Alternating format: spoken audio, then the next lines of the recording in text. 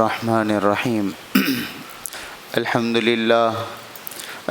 للہ رب العالمین والصلاة والسلام علی اشرف الانبیاء والمرسلین وعلى آلہ وصحبہ اجمعین اما بعد فقد قال اللہ تبارک وتعالی اعوذ باللہ من الشیطان الرجیم بسم اللہ الرحمن الرحیم الذين يؤمنون بالغيب ويقيمون الصلاة ويؤتون الزكاة وقال تبارك وتعالى والذين يكنزون الذهب والفضة ولا ينفقونها في سبيل الله فبشرهم بعذاب أليم صدق الله العظيم۔ میرے بھائیوں، محترم بزرگوں، دوستوں، عزیزوں، اللہ تبارک و تعالیٰ نے دین اسلام کی بنیاد 5 چیزوں پہ رکھی ہے، اور اس میں خیمے کی درمیانی لکڑی وہ ایمان ہے۔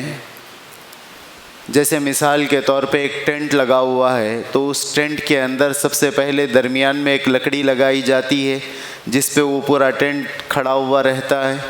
پھر اس کے بعد دائیں بائیں سے اگر 5 رسیاں نیچے کھونٹا گاڑ کے اگر اس کو باندھ دیا جائے تو یہ جو 5 کھونٹے گڑے ہوئے ہیں یہ 5 ارکان اسلام ہیں، اور بنیاد اسلام توحید لا الہ الا اللہ محمد الرسول اللہ، جس کو ہم ایمان کہتے ہیں، وہ درمیان کی لکڑی ہے۔ اگر درمیان کی لکڑی ہٹا دی جائے تو پورا کا پورا ٹینٹ نیچے آ جائے گا۔ اگر درمیان کی لکڑی تو باقی رہے لیکن اس کے دائیں بائیں جو کھونٹے گڑے ہوئے ہیں اگر ان کھونٹوں کو اکھاڑ دیا جائے یا ان کو رسیاں نہ باندھی جائے تو پورا ٹینٹ کھڑا ہوا تو رہے گا لیکن کسی کام کا نہیں رہے گا، وہ ایک جگہ آ جائے گا۔ تو ایمان وہ بنیاد ہے جس کے اوپر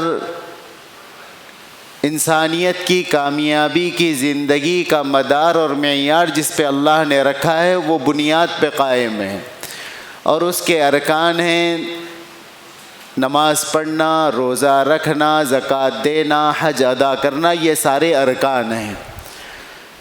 ان ارکان میں ایمان کے بعد جو سب سے پہلا رکن بندے کی طرف متوجہ ہوتا ہے وہ نماز کا رکن ہے، اور نماز اللہ تبارک و تعالیٰ کے قریب ترین عبادت اور بندے کو اللہ کے بہت زیادہ قریب کرنے والی عبادت ہے، اور اسی لیے اللہ تبارک و تعالیٰ نے نماز کے اندر معیار کیا رکھا؟ معیار یہ رکھا کہ تم نماز میں اچھی بات بھی نہیں کر سکتے، نماز میں اچھی بات بھی نہیں کی جا سکتی۔ نماز میں اگر سینہ پھر گیا قبلے کی طرف سے نماز چلی گئی، نماز میں اگر کھلکھلا کے اگر ہنس دیا نماز بھی گئی، وضو بھی چلا گیا، اور صرف ہنس دیا کھلکھلا کے نہیں ہنسا نماز تو ختم ہو گئی۔ یعنی اللہ تبارک و تعالیٰ اس نماز کے عمل میں کسی لمحے میں یہ نہیں چاہتے کہ بندہ ایسے عمل کا اظہار کرے جس سے یہ اندازہ ہو کہ بندہ اللہ کے سامنے کھڑا ہوا ہی نہیں ہے۔ اسی طریقے سے ایک اہم ترین عبادت جس کو ہم روزہ کہتے ہیں، روزے کے اندر بھی اللہ تبارک و تعالیٰ نے اتنی گنجائش تو دے دی، اتنا رحم اللہ نے فرمایا کہ بات چیت کر سکتے ہو لیکن کھا پی نہیں سکتے، اپنی خواہشات کو پورا نہیں کر سکتے۔ ایک عجیب نکتہ علماء کرام بیان فرماتے ہیں کہ یہ روزہ جو ہم رکھ رہے ہیں یہ اللہ تبارک و تعالیٰ کی محبت کے اظہار کا ابتدائی مرحلہ ہے۔ جب کسی سے عام دنیا کے اندر ہم دیکھتے ہیں، دنیا میں کسی کو کسی سے محبت ہو جاتی ہے تو سب سے پہلے وہ کھانا پینا چھوڑتا ہے اور اسی کی یاد میں لگا رہتا ہے۔ جب حد سے زیادہ محبت ہو جاتی ہے، کھانا پینا، آدمی کو کھانے پینے میں مزہ نہیں آتا۔ تو یہ ابتدا ہو رہی ہے، محبت کا اظہار ہو رہا ہے اس کھانے پینے کو چھوڑ کر، اور جیسے رمضان کا مہینہ ختم ہو گیا، شوال سے حج کا مہینہ شروع ہو جائے گا۔ اشہر حرم کہا جاتا ہے، شوال، ذوالقعدہ، ذی الحجہ، پھر آگے رجب آئے گا، یہ محترم مہینے ہیں۔ تو شوال سے ہی اب تیاریاں ہو رہی ہیں، اب اس کے بعد یہ عشق کی انتہا کا مرحلہ ہے، اللہ کی محبت کی انتہا کے مرحلے کی طرف جا رہا ہے۔ ابتدا تو ہو گیا کھانا پینا چھوڑنے کے ذریعے سے، اب انتہا یہ ہے کہ مالک کے در پہ پہنچ جاؤں اور عاشقانہ انداز سے دو چادریں ڈال کے اللہ اکبر میرا اللہ بڑا ہے، میں اسی اللہ سے محبت کرنے والا ہوں، عاشقانہ انداز سے مکہ کی گلیوں کے اندر، کعبۃ اللہ کے اندر، کبھی مینا میں، کبھی مزدلفہ میں، کبھی عرفات کے اندر، کبھی جمرات کے پاس، کبھی ملتزم سے چمٹ کر، کبھی مطاف کے اندر، کبھی روتے ہوئے آنسو بہاتے ہوئے آدمی ایک عشق کی انتہا پہ پہنچ کے، اللہ کی محبت کی انتہا پہ پہنچ کے وقت گزار رہا ہے۔ تو یہ ابتدا ہو گئی اللہ کی محبت کی۔ تو یہ روزہ اللہ تبارک و تعالیٰ نے اپنی محبت کے لیے دیا، اور ہر عمل کا اللہ نے بدلہ بیان فرمایا، یہ کرو گے یہ ملے گا، نماز پڑھو گے یہ ملے گا، یہ چیز کے ذریعے سے اتنی نیکیاں دی جائیں گی، اتنا ثواب دیا جائے گا۔ لیکن جب بات آئی روزے کی، اللہ تعالیٰ نے فرمایا روزے کے بدلے میں کیا دینا ہے اس کا تم حساب کتاب نہیں کر سکتے، بس اتنا یاد رکھو روزے کے بدلے میں خود تمہیں مل جاؤں گا۔ جس کو اللہ مل جائے پھر اس کو اور کیا چاہیے، اور جس کا اللہ ساتھ ہو جائے اس کو پھر دنیا کی کوئی طاقت نہ ڈرا سکتی ہے، نہ دھمکا سکتی ہے، نہ ستا سکتی ہے۔ تو اس لیے اللہ کا ساتھ ملے گا روزے کے ذریعے سے، اسی لیے اللہ نے فرمایا وَأَنَا أَجْزِي بِهِ، روزے کے بدلے میں میں خود تمہارا ہو جاؤں گا، میں خود تمہارا بن جاؤں گا۔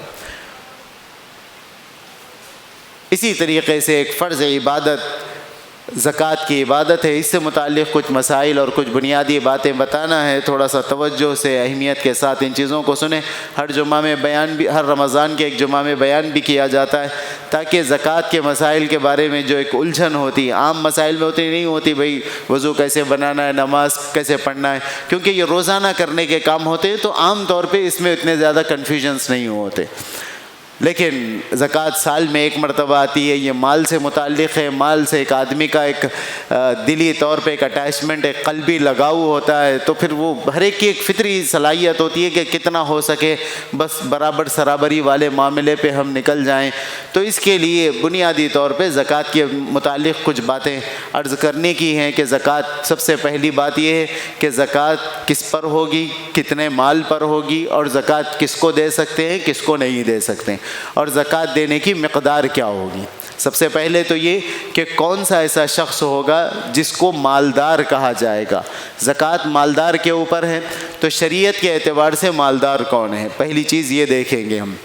دوسری یہ کوئی مالدار ہے تو اس مالدار پر زکوٰۃ کب ہوگی، مالدار پر کیا مالدار بنتے ہی زکوٰۃ ہو جائے گی یا کچھ وقت گزرنا ہوگا۔ تیسری چیز ہم یہ دیکھیں گے کہ مالدار جب زکوٰۃ دے گا تو زکوٰۃ میں کتنا مال زکوٰۃ کی شکل میں ادا کرنا ہوگا۔ اور چوتھی چیز ہم یہ دیکھیں گے کہ کون سا ایسا شخص ہے جس کو زکوٰۃ دینا ہے، یہ تو معلوم ہو جائے گا، کون سا ایسا شخص ہے جس کو زکوٰۃ نہیں دینا، جس کے اوپر زکوٰۃ نہیں ہے۔ اور آخری چیز ہم یہ جانیں گے کہ کون سا ایسا شخص ہے جس کو زکوٰۃ دیا جا سکتا ہے، یعنی وہ زکوٰۃ خود لے سکتا ہے۔ تو یہ چند بنیادی باتیں ہیں۔ تو ابتدا کرتے ہیں ہم سب سے پہلے کہ زکوٰۃ کس کے اوپر ہوگی۔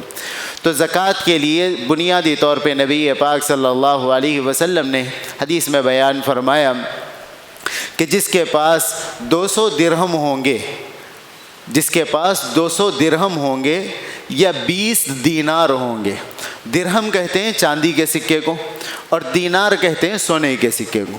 تو نبی پاک صلی اللہ علیہ وسلم نے فرمایا جس کے پاس 200 درہم ہوں گے تو اس کو 5 روپیے، اس کے اندر سے 5 درہم زکوٰۃ دینی ہوگی۔ اور یہ 5 درہم اگر 200 کے اعتبار سے دیکھیں گے تو 40% بنتا ہے، 40% کا مطلب 2.5، تو یہ 200 کا 2.5 بنے گا 5 درہم۔ فرمایا 200 درہم اگر کسی کے پاس ہیں تو اس میں سے 5 درہم زکوٰۃ ہوگی۔ اور فرمایا اگر کسی کے پاس چاندی نہیں ہے، یعنی چاندی کے سکے نہیں ہیں، سونے کے سکے ہیں، تو فرمایا 20 دینار اگر کسی کے پاس ہو تو اس کا آدھا دینار دینا ہوگا۔ تو آدھا دینار یہ بھی 40واں حصہ بنے گا، یعنی 2.5 بنے گا۔ تو نبی پاک صلی اللہ علیہ وسلم نے بنیادی طور پہ یہ 2 چیزوں کو بیان فرمایا۔ اب یہاں مسئلے وغیرہ سمجھنے سے پہلے ایک بنیادی بات ذہن میں رکھیں۔ نبی پاک صلی اللہ علیہ وسلم کے زمانے میں 200 درہم جو چاندی ہے اور 20 دینار جو سونا ہے، اس زمانے میں یہ دونوں کی مقدار برابر تھی، یعنی جتنے میں 200 درہم آتے تھے اتنے میں ہی 20 دینار آتے تھے. تو اس وقت اس کا لحاظ رکھ لو یا اس کا لحاظ رکھ لو، چل جائے گا، یہ والا مسئلہ تھا. بعد کے زمانوں میں ہوا کیا کہ ہم نے معیار جو بنایا سونا اور چاندی کو اس درہم کے اعتبار سے، تو بعد کے زمانے میں آ کے چاندی کا ریٹ الگ ہو گیا، سونے کا ریٹ الگ ہو گیا. اب یہاں پہ مسئلہ ہو گیا کہ بھئی لحاظ کس کا رکھیں گے، چاندی کا رکھیں گے یا سونے کا رکھیں گے. تو اس سلسلے میں بنیادی طور پہ اصول یہ ہے کہ زکوٰۃ کا مقصد کیا ہے. زکوٰۃ کا مقصد یہ غریب کا فائدہ ہو جائے، اور غریب کا فائدہ زیادہ سے زیادہ لوگ مال دیں گے تو فائدہ ہوگا غریب کو. لہٰذا ایسی چیز کو منتخب کیا جائے گا جو تھوڑی بھی ہوگی تو زکوٰۃ جس کے اوپر فرض ہو جائے. یعنی اگر سونے کا حساب رکھیں گے تو سونا تو ہر ایک کے پاس اتنا نہیں ہوتا، لیکن چاندی کی قیمت کا اگر حساب رکھیں گے تو چاندی کی قیمت کے اعتبار سے کم مال کے اوپر بھی آدمی پہ زکوٰۃ ہو جاتی ہے. تو اب بنیادی طور پہ نبی پاک صلی اللہ علیہ وسلم نے جو حدیث بیان کی، اب اس سے اصول جو نکلے ہیں ان اصول کی بنیاد پہ اب میں خلاصہ کر رہا ہوں. 4 طرح کا مال اگر کسی کے پاس ہے اس کے اوپر زکوٰۃ ہوگی. سب سے پہلے ہے سونا، دوسرے نمبر پر ہے چاندی، تیسرے نمبر پر ہے نقد کیش، کسی کے پاس پیسے چاہے وہ بینک میں ہوں یا گھر میں رکھے ہوئے ہوں. چوتھا ہے مال تجارت، یعنی کاروبار کے لیے خریدا ہوا مال. یہ 4 چیزیں بنیاد ہیں، ذہن میں رکھ لیں. سب سے پہلے سونا، اس کے بعد چاندی، اس کے بعد کیش، اور اس کے بعد آخری صورت ہے مال تجارت، یعنی تجارت کے واسطے خریدا ہوا مال جو کچھ بھی رہے گا، دکان میں رکھا ہوا ہو یا گوڈاؤن میں رکھا ہوا ہو، کہیں بھی ہے، یہ تجارت کا مال. اب تجارت کے مال کے اندر ذہن میں رکھیں، تجارت کا مال اسے کہا جاتا ہے خریدتے وقت بیچنے کی نیت سے خریدے ہوں اور ابھی تک وہ نیت باقی ہو. یعنی لیتے وقت تو آپ جیسے مثال کے طور پہ ایک پلاٹ خریدیں کہ اچھا ریٹ آیا تو بیچ دوں گا، لیکن ایک وقت کے بعد اللہ نے آپ کو دوسرے وسائل دے دیے تو آپ نے کہا کہ نہیں اب اس کو بیچوں گا نہیں، میں اس کے اوپر ایک مکان بناؤں گا، کرائے پہ دے دوں گا. یعنی اب بیچنے کا ارادہ نہیں ہے، تو اب یہ مال تجارت نہیں ہوگا. تو تجارت کا مال ہونے کے لیے شرط یہ ہے کہ خریدے بھی بیچنے کی نیت سے ہو، اور جس وقت آپ زکوٰۃ ادا کر رہے ہیں اس وقت تک بیچنے کی نیت آپ کی باقی ہو، وہ مال تجارت شمار ہوگا. چلیے یہ 4 چیزیں ہو گئی، سونا، چاندی، کیش اور مال تجارت. اب سب سے پہلے ہم لیتے ہیں سونے کو. کسی کے پاس صرف سونا ہے، باقی 3 چیزیں نہیں ہیں، یعنی چاندی بھی نہیں ہے اس کے پاس، پیسے بھی نہیں ہیں، کیش بھی نہیں ہے، تجارت کا مال بھی نہیں ہے، صرف سونا ہے. تو سونے کے لیے شرط یہ ہے کہ 7.5 تولے سونا اگر کسی کے پاس ہے، 7.5 تولے سونا اگر کسی کے پاس ہے. چاندی بھی نہیں ہے، پیسے بھی نہیں ہیں، عام طور پہ تو کچھ نہ کچھ پیسے رکھے ہوئے رہتے ہیں، پیسے بھی نہیں ہیں اور تجارت کا سامان بھی نہیں ہے، تو صرف اگر سونا ہے تو سونا 7.5 تولے اگر ہوگا تو اس پہ زکوٰۃ ہوگی. پہلی چیز. دوسری، اگر کسی کے پاس سونا نہیں ہے، صرف چاندی ہے، تو چاندی اگر کسی کے پاس 52.5 تولے چاندی ہوں تو اس کے اوپر زکوٰۃ ہوگی. صرف سونا ہے تو 7.5 تولے، صرف چاندی ہے تو 52.5 تولے. کسی کے پاس نہ سونا ہے نہ چاندی ہے، کسی کے پاس کیش ہے، تو اب کیش میں دیکھا جائے گا کہ کیش اتنا ہے جس سے 52.5 تولے چاندی خریدی جا سکتی ہے، اس کے اوپر بھی زکوٰۃ ہوگی. کسی کے پاس نہ سونا ہے نہ چاندی ہے نہ کیش ہے، لیکن تجارت کی غرض سے خرید کے سامان رکھے ہوئے ہیں، وہ سامان کی قیمت بھی اگر 52.5 تولے چاندی کے حساب میں اگر پہنچ جائے تو اس کے اوپر بھی زکوٰۃ ہوگی. یہ تو ہو گیا الگ الگ، یعنی سونا کتنا ہونا ہے، چاندی کتنا ہونا ہے، پیسے کتنا ہونا ہے، تجارت کا سامان کتنا ہونا ہے. اچھا، کسی کے پاس صرف 1 تولہ سونا ہے، 1 تولہ چاندی ہے، یعنی کوئی 2 چیزیں کسی کے پاس ہے، یا 1 تولہ چاندی ہے 50-60 ہزار روپے 1 لاکھ روپے ہیں، یا 1 تولہ سونا ہے 2 لاکھ روپے کسی کے پاس ہیں. دیکھیے الگ الگ اگر ہے تو اس وقت 7.5 تولے 52.5 تولے کا حساب ہوگا.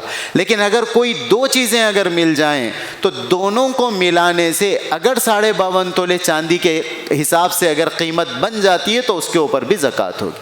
جیسے مثال کے طور پہ کسی کے پاس 1 تولہ سونا ہے، 10 تولے چاندی ہے، 1 تولہ سونا اور 10 تولے چاندی کو اگر آپ ملائیں گے، حالانکہ سونا تو 1 ہی تولہ ہے، 7.5 تولے نہیں ہے، 1 تولہ سونا اور چاندی 2 الگ الگ چیزیں ہیں، اگر ان کو جمع کر دیں گے 52.5 تولے چاندی اگر آ سکتی ہے تو اس کے اوپر زکوٰۃ ہو جائے گی. اگر کسی کے پاس صرف چاندی ہے، سونا بالکل نہیں ہے، پیسے ہیں 2 لاکھ روپے رکھے ہوئے ہیں، تو پیسے اور وہ چاندی ملا دیں گے، 52.5 تولے چاندی اگر آ سکتی ہے تو اس کے اوپر بھی زکوٰۃ ہوگی۔ الگ الگ اگر ہوں گے تو اس کا نصاب الگ ہے۔ اگر ایک ساتھ کوئی 2 چیزیں شامل ہو جائیں تو پھر 52.5 تولے چاندی کا حساب کر کے اس کے اوپر زکوٰۃ نکالی جائے گی۔ اب زکوٰۃ نکالنے کے لیے نبی پاک صلی اللہ علیہ وسلم نے حدیث میں بیان فرمایا، زکوٰۃ کے لیے شرط یہ ہے کہ جو بھی مال آپ کے پاس ہے اس کے اوپر سال گزرے۔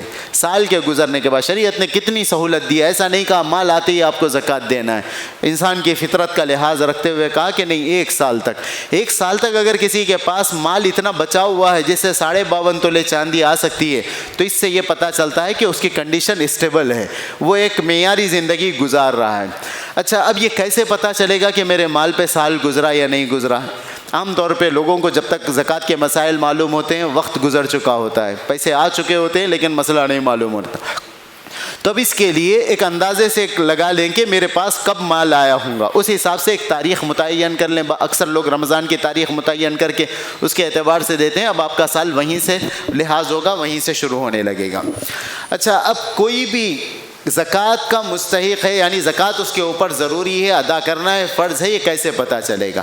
اب اس کے لیے بنیادی طور پہ آپ کب مالدار بنے ہیں وہ تاریخ لکھ کے رکھیں۔ مالدار بننے کا مطلب یہ ہے آپ کے پاس اگر پیسہ آ گیا، تنخواہ ملی یا کاروبار میں پروفٹ ہوا، آپ نے اس کا حساب کتاب کیا، حساب کتاب کرنے کے بعد آپ کے پاس جو ایکسیس اماؤنٹ ہے، گھر کے خرچے وغیرہ نکال کے اتنا بچ رہا ہے، مثال کے طور پہ یہ مہینہ آج تک میرے پاس کچھ بھی نہیں تھا، آج میرے پاس میرے اپنے ذاتی 3 لاکھ روپے آ گئے۔ 3 لاکھ روپے میں مہینے کا خرچہ کتنا چلاؤں گا؟ 50,000 روپے کا خرچہ ہو گیا، بچے ہوئے 2.5 لاکھ ہیں، تو یہ 2.5 لاکھ میری اپنی اس مہینے کی ضرورت سے زیادہ ہے۔ تو کیا اس 2.5 لاکھ روپے میں 52.5 تولے چاندی آ سکتی ہے نہیں آ سکتی؟ یقیناً آ سکتی ہے۔ تو آج کی چاند کی تاریخ میں لکھ کے رکھوں گا کہ آج میرے پاس اضافی اماؤنٹ 2.5 لاکھ ہے جس پہ زکوٰۃ ہو سکتی ہے۔ آج سے 1 سال کے بعد پھر اسی چاند کی تاریخ کو میں دیکھوں گا کہ کیا میرے پاس اتنے پیسے ہیں جس سے 52.5 تولے چاندی آ سکتی ہے۔ اگر آ سکتی ہے تو اس کے اوپر زکوٰۃ ہوگی۔ 1 سال گزرنے کا یہ مطلب، جیسے عام طور پہ بچیوں کی شادی کر دی جاتی ہے تو شادی کے دن ان کو ان کے سونے کا مالک بنا دیا جاتا ہے، تو وہ اپنی شادیوں کی تاریخ بچیاں لکھ کے رکھیں، لڑکیاں لکھ کے رکھیں کہ آج ہم سونے کے مالک بنے، آج سے 1 سال کے بعد چاند کے مہینے کی جو تاریخ رہے گی وہاں پہ ہمیں زکوٰۃ ادا کرنا ہے، اس طریقے سے۔ اچھا، زکوٰۃ کا سال کہاں ٹوٹے گا؟ اگر چلتے چلتے مثال کے طور پہ آج تو تھے 2.5 لاکھ روپے، لیکن ایک وقت ایسا آیا میں 0 پہ آ گیا، کچھ نہیں ہے میرے پاس، تو وہاں پہ آ کے سال ختم ہو گیا۔ کچھ بھی اگر بچا ہوا ہے، آپ کا سال چل رہا ہے، جہاں 0 پہ آپ آ گئے تو پھر وہاں سے نیا سال شروع ہوگا، جس دن آئے گا پھر وہاں سے آپ نیا سال شروع کریں گے۔ اب زکوٰۃ کے اندر جو مال ہوگا وہ 2.5% دیا جائے گا، یعنی 40واں حصہ جسے کہا جاتا ہے، یہ 2.5% مال یا 40واں حصہ مال دیا جائے گا۔ اب یہ مال کس کو دیا جائے گا؟ مال دینے کے لیے بنیادی طور پہ جو خود زکوٰۃ دے رہا ہے، جیسے میں خود زکوٰۃ ادا کر رہا ہوں تو میں زکوٰۃ نہیں لے سکتا، یعنی مجھے زکوٰۃ نہیں دی جا سکتی، تو زکوٰۃ دینے والا زکوٰۃ نہیں لے سکتا ہے۔ یہاں پہ یہ تو زکوٰۃ کے مسئلے چل رہے ہیں، ایک اور مسئلہ بھی آپ ذہن میں رکھ لیں کیونکہ آگے عید کے دن آئے گا یہ مسئلہ بھی۔ مسئلہ یہ ہے کہ 4 چیزیں تو ہم بیان کریں کہ سونا ہو، چاندی ہو، مال ہو یا تجارت کا سامان ہو، اس کے اوپر اگر سال گزر جائے تو زکوٰۃ ہوگی۔ اچھا، کسی کے پاس گھر کے اندر یہ 4 چیزیں تو نہیں ہیں، لیکن گھر میں یا اس کے آس پاس کچھ اضافی چیزیں ایسی ہیں جس کی ضرورت کبھی کبھی پڑتی ہو، یعنی جس کو ہم کہتے ہیں ضرورت سے زیادہ سامان۔ ضرورت سے زیادہ سامان کا مطلب یہ جیسے وہ جہیز میں بڑے بڑے پتیلے بگونے دیے جاتے ہیں جس کے سال میں ایک بار بھی ضرورت نہیں پڑتی، یہ گھر میں رکھے ہوئے ہیں، تو یہ ضرورت سے زیادہ سامان ہے۔ یا ایسے ہی وہ چیزیں جس کو شریعت ضرورت نہیں کہتی، جیسے ٹی وی رکھا ہوا ہے، 2 لاکھ روپے کا ٹی وی لے کے آئے، لیکن شریعت اس کو ضرورت نہیں مانتی۔ گانے بجانے کے، موسیقی کے آلات ہیں، بچوں کے کھیلنے کودنے کے لیے، لہو و لعب کے لیے وہ پلے اسٹیشنز وغیرہ لا کے رکھتے ہیں لاکھوں روپیہ لگا کے، یہ سارے ضرورت سے زیادہ ہیں۔ تو کسی کے پاس اگر ضرورت سے زیادہ سامان ہو اور اس کی قیمت بھی اگر نکالی جائے 52.5 تولے چاندی کے برابر اگر بنتی ہے تو ایسے شخص پہ زکوٰۃ تو نہیں ہے، لیکن اس کو صدقہ فطر دینا ہے، جو عید الفطر کی نماز ادا کرنے سے پہلے ہم دیتے ہیں۔ ایسے شخص پر صدقہ فطر دینا ہے اور قربانی کے مہینے میں قربانی کرنا ہے۔ ایسے شخص پر، یعنی قربانی زکوٰۃ جس پر فرض ہے اس کو بھی دینا ہے، اور زکوٰۃ جس کے پاس ضرورت سے زیادہ سامان جس کی قیمت 52.5 تولے چاندی کی ہو، سال نہ گزرا ہو، ایسے شخص کے اوپر صدقہ فطر بھی ہے اور قربانی بھی ہے۔ تو بہرحال قربانی زکوٰۃ دیں گے اس شخص کو جو مستحق ہوگا، اور مستحق کون ہے؟ فقیر، غریب، جس کے پاس اتنا مال نہیں ہے، یعنی جس کے پاس 52.5 تولے چاندی کے برابر اگر کسی کے پاس پیسے نہیں ہے، سونا نہیں ہے، چاندی نہیں ہے، ایسے شخص کو زکوٰۃ دی جا سکتی ہے۔ اصول اور فروع میں زکوٰۃ نہیں دی جا سکتی۔ اصول اور فروع کا مطلب یہ کہ میرے اپنے سے اوپر، میرے والد کے والد یعنی دادا پردادا، ایسے اوپر زکوٰۃ میں نہیں دے سکتا۔ میرے نیچے فروع یعنی اولاد کی اولاد، یعنی بیٹوں کو، پوتوں کے بیٹوں کو، ان کو زکوٰۃ نہیں دی جا سکتی۔ اور زواج یعنی میاں بیوی، بیوی میاں، یہ آپس میں ایک دوسرے کو زکوٰۃ نہیں دے سکتے۔ اور اسی کے ساتھ سادات جو سید ہیں ان کو زکوٰۃ نہیں دی جا سکتی، جیسے حضرت علی رضی اللہ تعالیٰ عنہ کی اولاد، حضرت حسن، حضرت حسین، حضرت عقیل رضی اللہ تعالیٰ عنہ کی اولاد، حضرت جعفر رضی اللہ تعالیٰ عنہ کی اولاد، جن کو بنو ہاشم کہا جاتا ہے، تو آل عقیل، آل جعفر، آل علی رضوان اللہ علیہم اجمعین، ان کو بھی زکوٰۃ نہیں دی جا سکتی، البتہ ان کو ہدایہ دیے جا سکتے ہیں، ان کو تحفے دیے جا سکتے ہیں اللہ کے نبی صلی اللہ علیہ وسلم کی خاندان کی نسبت پر۔ ایسے ہی زکوٰۃ کے لیے پورا ایک مصرف بیان کیا گیا۔ کوئی مسافر ہے، اپنے علاقے کے اندر تو انہیں بہت مالدار ہے، لیکن سفر کی حالت میں 100 کلومیٹر دور کوئی ایسا شخص مل گیا جس کے جو جیب کٹ گئی، اب کچھ نہیں ہے اس کے پاس، تو اس وقت وہ سفر کی حالت کے اندر اس کو بھی زکوٰۃ دی جا سکتی ہے، جس سے وہ اپنے گھر کو پہنچ جائے، اپنی ضرورت پوری کر لے، اگرچہ کہ وہ اپنے وطن میں، اپنے علاقے کے اندر مالدار ہی کیوں نہ ہو۔ ایسے ہی مسکینوں کو زکوٰۃ دی جا سکتی ہے، مسافروں کو زکوٰۃ، مسافر بھی۔ ایسے ہی قرض ادا کرنے کے لیے، کوئی قرض کے بوجھ کے تلے دبا ہوا ہے تو اس کے قرض کی ادائیگی کے لیے بھی زکوٰۃ دی جا سکتی ہے۔ زکوٰۃ کو کوئی مشکل چیز یا ٹیکس سمجھ کے یا کوئی مجبوری سمجھ کے ادا مت کریں، یہ اللہ تبارک و تعالیٰ کا ایک فضل ہے۔ سارا مال اللہ کا دیا ہوا، اللہ تبارک و تعالیٰ نے کہا اس میں سے 2.5% دو، اور اگر اس سے زیادہ بڑھ کے آپ صدقات میں دینا چاہتے ہیں تو گنجائش ہے، زیادہ سے زیادہ دیں۔ یہ تو برابر سرابر والا معاملہ ہے، 2.5 جو دے رہے ہیں ہم، 40واں حصہ جو دے رہے ہیں، یہ برابر سرابر والا معاملہ ہے، اس سے آگے بڑھ کے دیں اللہ کے راستے میں۔ اسی لیے بہت سارے واقعات ہیں، نبی پاک صلی اللہ علیہ وسلم نے فرمایا کہ جو شخص زکوٰۃ کے لیے مال ادا کرے گا، اللہ اس کے مال میں تباہی آنے سے بچائیں گے، اس کے مال کو تباہ ہونے سے بچائیں گے۔ اور جس کے مال میں زکوٰۃ ادا نہیں ہوگی، اس کے مال میں تباہی آ جائے گی، اس کا مال، لوگ کہتے ہیں چوری ہو گئی، طرح طرح کی باتیں، لاس ہو گئے، یہ ساری چیزیں کسی نہ کسی درجے کے اندر وہ مالی حقوق سے بھی تعلق رکھتے ہیں، بہت ساری چیزیں اللہ کی مرضی سے بھی تعلق رکھتے ہیں، لیکن ہم تو اپنے اعتبار کی پوری کوشش کر لیں۔ نبی اللہ تبارک و تعالیٰ نے آیت نازل فرمائی، والذین یکنزون الذهب والفضة ولا ينفقونها في سبيل الله فبشرهم بعذاب علیم۔ اللہ تبارک و تعالیٰ فرما رہے ہیں جو صرف اسٹور کر کے رکھے ہوئے ہیں، مال جمع کر کے رکھے ہوئے ہیں، زکوٰۃ نہیں دیتے ہیں، تو اللہ تبارک و تعالیٰ فرما رہے ہیں قیامت کے دن ان کے مال کو، ان کے سونے اور چاندیوں کو آگ میں تپایا جائے گا، ان کی پیشانیوں کو، ان کے پہلو کو، ان کی پیٹھ کو اس سے داغا جائے گا۔ یعنی پیشانیوں کو اس لیے کوئی آ کے ضرورت مند مانگتا تھا تو ان کی پیشانیوں پہ بل آ جاتے تھے، اور جب وہ اصرار کرتا تھا تو وہ پلٹ جاتے تھے، تو اس لیے بازوؤں کو بھی داغا جائے گا، اور تھوڑا اصرار کرتا، ضرورت مند نظر آتا تو پیٹھ پھیر لیا کرتے تھے، تو پیٹھ پہ بھی داغا جائے گا۔ یہ عذاب اللہ کے نبی صلی اللہ علیہ وسلم نے فرمایا قیامت کے دن جہنم کے اندر اللہ تبارک و تعالیٰ جس کا مال صرف جمع کر کے رکھے گا، وہ غریبوں کے لیے، مستحقوں کے لیے خرچ نہیں کرے گا، وہ مال ایک گنجے سانپ کی شکل میں ہوگا جس کی 2 زبانیں ہوں گی، اور وہ اس کے گلے میں ڈال دیا جائے گا، اور وہ توق کی طرح اس کے گلے کو جکڑے گا اور ڈسے گا اور کہے گا انا کنزک انا مالک، میں تیرا مال ہوں، میں تیرا خزانہ ہوں جو تو جمع کر کے رکھا کرتا تھا۔ تو یہ وعیدیں ہیں اللہ کے نبی سب تفصیلی وعیدیں ہیں، بس مختصراً اشارہ ہے، فضائل بھی ہیں، اور اللہ تبارک و تعالیٰ کے پاس بھی ایک عجیب نظام ہے۔ ہم سمجھتے ہیں کہ جس کے پاس بہت زیادہ مال ہوگا وہ خرچ کرے گا، اس کو بہت زیادہ ثواب، جیسے مثال کے طور پہ کسی کے پاس 1 لاکھ روپئے، اس میں سے اگر وہ 1000 روپئے دے گا تو بہت بڑی رقم ہے، تو ہم سمجھتے ہیں 1000 روپئے دے کے بڑا ثواب۔ اللہ تعالیٰ کا نظام عجیب ہے، اللہ تبارک و تعالیٰ مال کتنا دیا جا رہا ہے وہ نہیں دیکھتے ہیں، یہ دیکھتے ہیں کتنے مال میں سے دے رہا ہے۔ کسی کے پاس مثال کے طور پہ اگر 100 روپئے ہیں، 100 میں سے اگر کوئی 50 روپئے صدقہ کر رہا ہے، اور ایک کے پاس 1 لاکھ روپئے ہیں، اور 1 لاکھ میں سے وہ 1000 روپے صدقہ کر رہا ہے تو 100 میں 50 روپے صدقہ کرنے والے کا ثواب اللہ کے پاس زیادہ ہے، کیونکہ اس نے اپنی جمع پونجی میں سے آدھا مال اللہ کے لیے خرچ کر دیا ہے، اور دوسرے نے 1 لاکھ میں سے 1% یعنی 1000 روپے اس نے خرچ کیا ہے۔ تو اللہ تبارک و تعالیٰ وہ کیفیات کو دیکھتے ہیں، اسی لیے اللہ کے نبی صلی اللہ علیہ وسلم نے مالداروں کو بھی مال خرچ کرنے کی ترغیب دی، اور غریبوں کو بھی کہا کہ جتنا تمہارے پاس ہے اس میں سے بھی مال خرچ کرو۔ اور نبی پاک صلی اللہ علیہ وسلم نے لینے کی ترغیب نہیں دی، اور فرمایا السوال ذل، مانگنا لوگوں سے یہ ذلیل کر دیتا ہے آدمی کو، اللہ سے مانگے۔ ہاں یہ دینے والے کی ذمہ داری ہے، وہ تحقیق کر کے اچھے لوگوں کو دے دیں۔ زکوٰۃ کے اندر تو تحقیق کریں، اور زکوٰۃ کے اندر اشخاص کو مال، افراد کو مال پہنچے، افراد کی ضروریات پوری ہوں، افراد تک وہ چیز پہنچے، اس لیے وہ افراد کو زکوٰۃ دیں۔ صدقات کے اندر تھوڑی بہت تحقیق کریں، اللہ کے نام پہ بھروسہ کر کے دے دیں، اللہ تبارک و تعالیٰ قبول کرنے والے زکوٰۃ کے اندر تحقیق کریں۔ اور اس کے ساتھ ساتھ جب مال ہم دیں تو وہ احسان جتانے کا جذبہ اس کے اندر نہ ہو، بلکہ اللہ کی مرضی کے لیے، اللہ کی رضامندی کے لیے خرچ کریں۔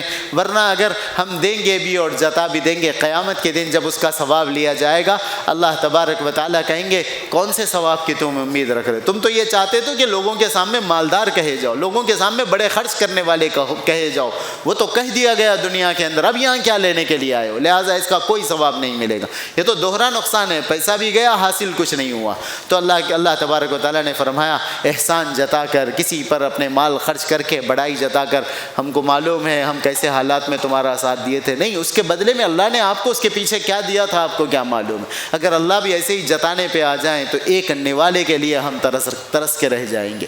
تو اس لیے ضرورت مندوں پہ خرچ کریں، اللہ پہ بھروسہ رکھیں، اللہ تبارک و تعالیٰ حالات بنانے والے ہیں، تو اس لیے خرچ کرنے کے اندر بھی یہ سوچیں کہ اللہ نے مجھے ان لوگوں میں سے بنایا جن کا ہاتھ اوپر کی طرف ہے، اللہ نے مجھے ان لوگوں میں سے نہیں بنایا جن کو اپنی مجبوریوں میں جا کے دستے سوال دراز کرنا پڑے، لوگوں سے مانگنا پڑے۔ اس پہ اللہ تبارک و تعالیٰ کا شکر ادا کرے۔